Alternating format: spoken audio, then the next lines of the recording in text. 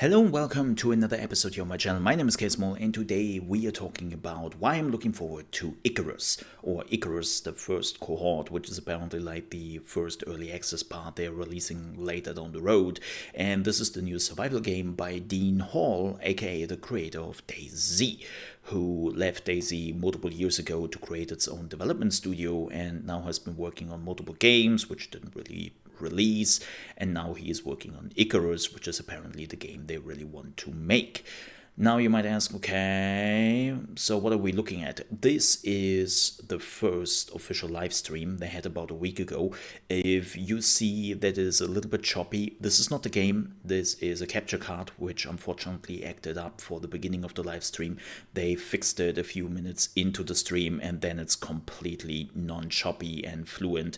Of course, it's a bad show for your first live stream, but it's not the game.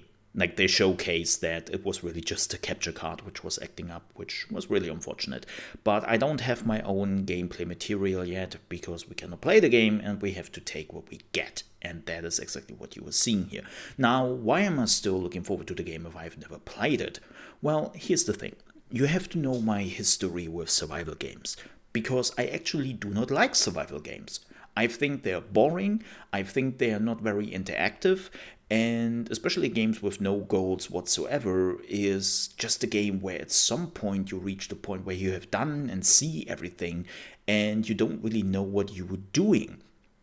If you're not super big into building, then you sometimes end up with questioning yourself, why am I still playing this game? For what reason? What purpose? And yes, there are a few surviving games I actually enjoyed, but because they haven't tried to be like full-on survival games.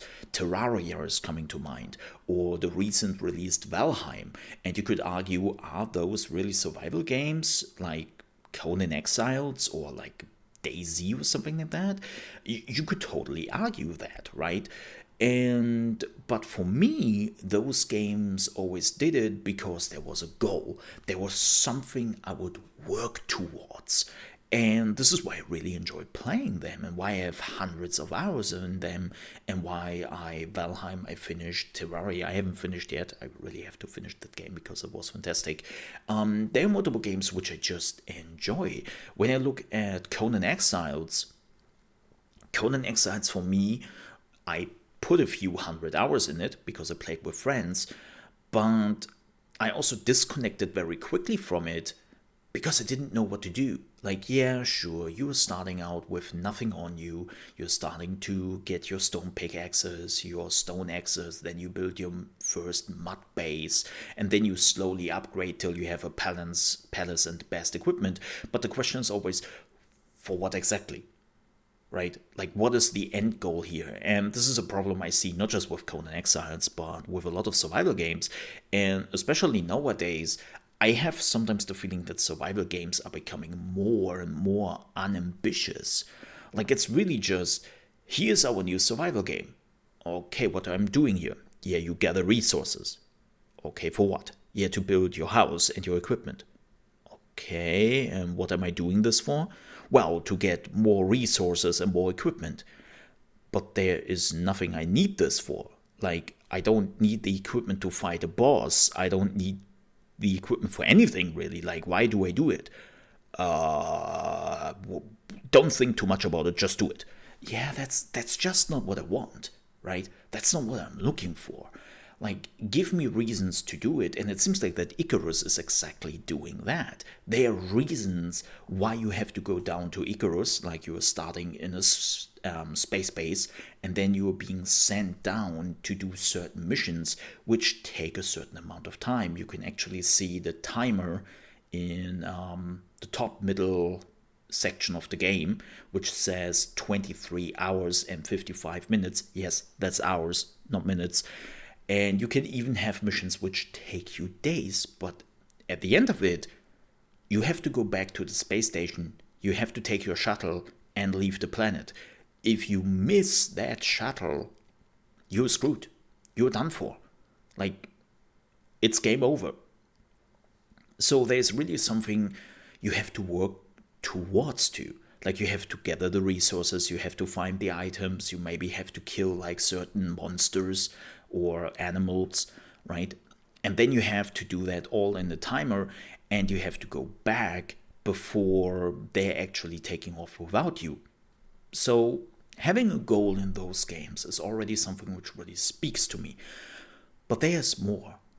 It seems like that this game is actually trying some new gameplay elements, and one of the most interesting one is the environment. Like we have a lot of survival games where the environment is really just a resource depot, right? You have your wood, you have your water, you have your food, but all those things are really just there to give you what you need and don't really exist in their own ecosystem. And what I'm trying to say here is in Icarus, what they are doing is, let's talk about trees.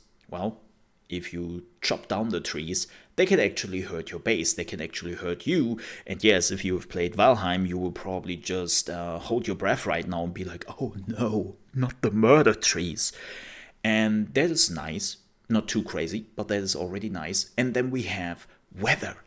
They showed it already in the game that there are storms coming up, and those storms can be dangerous. They showed that lightning can hit your house and put your house on fire, or can even start a forest fire, and then that forest fire is spreading and burns down the whole forest and everything which is in it. Which is, of course, not just bad for you if you were in it, but also for your resources, for the trees, for the animals. They can actually get hurt by that, and maybe even more resources you need. The same goes for the animals itself. It really seems like, from what they have shown so far, is that the animals have their own day and night cycle, that they are doing things, that they are getting hunted by other animals, or they have shown, which looked very interesting, I wonder how deep they are actually going with it, is there was a deer, and they killed the deer because they needed food, all right? And then they had to transport the deer on their back to the base, and this is where they had to skin it, where they had to take it apart. And the skeleton remains, which was already pretty cool, and I was like, the skeleton remains. I wonder what type of implication that has. And then later on, they basically had a dead deer lying around, which drawed in more wolves, right? The wolves were drawn in by the dead body, and they were like, oh, a carcass, food, let's go there. And they even had like a bear pretty quickly on the cam, and then they were like, whoops, that's not what we are allowed to show yet. And they had to move away from it. So it seems like the wildlife is actually very realistic and is doing their own things, which is already fantastic. The same goes with the storms. It sounded a bit like, I might be completely wrong here, so this is just me reading something into what they said, is that those storms, when it rains, like the rain can actually also interact with the areas around you. And I wonder if it maybe is possible that when it rains enough, that the river you were building at might just get out of control. Right? It's a tame river right now, and you see that person swimming in the background, and it's like, yeah, this is peaceful. But maybe when there is a storm, that river is just flooding the area and is getting completely out of control, which would be fantastic if that is the case. Like, yes, let me actually fear the environments. I know that Valheim is trying to do a little bit of it with like, hey, you are going into a mountain region and now you need closers, and even Conan Exiles did that, right? Like just getting damage from a region is one thing, but actually having certain mechanisms in place which you don't really think about right now, and then completely bites you in the ass, might be something really interesting. And I'm curious to see how far they can push it. So there are a lot of things which looks interesting. I love the talent system so far. That looks curious. The buildings. So one of the things which is curious is how they do buildings in the game. You see a hut right here, which is very simple, but the hut looks actually really good. Like I always felt like when I'm going into certain buildings in survival games, they feel a little bit like as if they have been put together by Lego parts, and this one looks a little bit more real, which I really enjoy to look at. So I know it's a small thing, it's nothing crazy, but it definitely has a nice feeling to it. And we have to see where they're going. Are there any things which concern me? Yeah. Yeah, there are a few things which concern me. And it's a simple thing. Like, why do you need air on this planet? Like, yeah, they say, hey, look, the air on this planet is not really good enough for humans, but for everything else. And it's like, no, like you have plants there. And that means plants produce the air we need, right? So if you have enough trees and plants there, then you have enough air. Like it doesn't really make a lot of sense. The same goes with, okay, you need food and water. How do you eat that if you're not taking off your helmet? Like the character looks like as if they have to take off the helmet to eat and drink. But how can they do that when, well, they cannot breathe? So it's like, yeah, it's a little bit immersion breaking. It feels really more like as if they wanted to add some certain survival aspects you have to look out for, but they don't really make sense in context, right?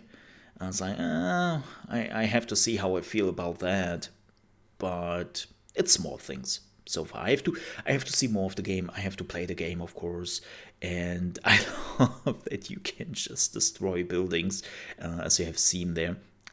It's pretty great. Should be very interesting when weather effects are coming in, and I'm curious about it. But the world looks fantastic.